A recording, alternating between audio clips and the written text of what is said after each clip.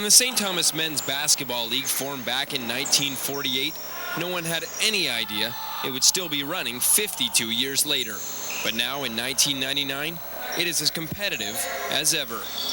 The league, which plays at Parkside Collegiate on Monday and Wednesday nights, consists of 6 sponsored teams and 48 players. Those players enter their names, try out, and are selected on draft day by designated coaches. They will be picking number 1 this year. First pick, Andy Sheridan. Andy Sheridan. Many of the Cagers this season are young, athletic, and talented basketball players, which makes for exciting run-and-gun basketball. There's a bunch of college players from college, university, and a lot of high school kids that were playing in St. Joe's, Central, and Parkside. Competition's good. One aspect of the game that has changed is the three-point shot. Many of the younger players can shoot the three effectively, and it has made the league even more competitive. Well, I started playing about 6 years ago, and I think every year it gets younger, it gets better, it's faster, and I don't know, the younger it gets, the better it gets, I think. That's comparing it from my first 2 or 3 years. I think it's got a lot better. After World War II, when the men returned from overseas, this long-standing league was formed. Dating back to the late 1940s, the men have played at many facilities around the Railway City. CCI, Arthur Voden, the Psychiatric Hospital, and even Alma College.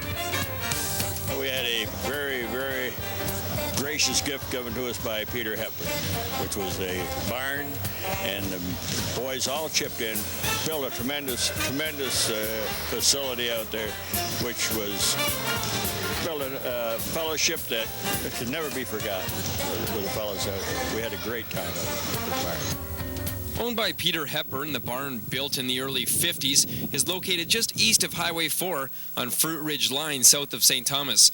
Hepburn says it's still used by his son, daughter, and son-in-law for roller hockey, basketball, and volleyball.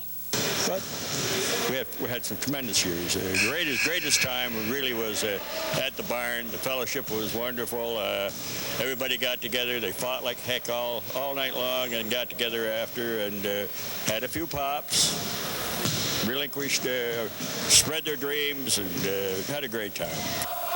With the young generation stepping in, the future looks bright for one of the oldest running men's leagues in the province.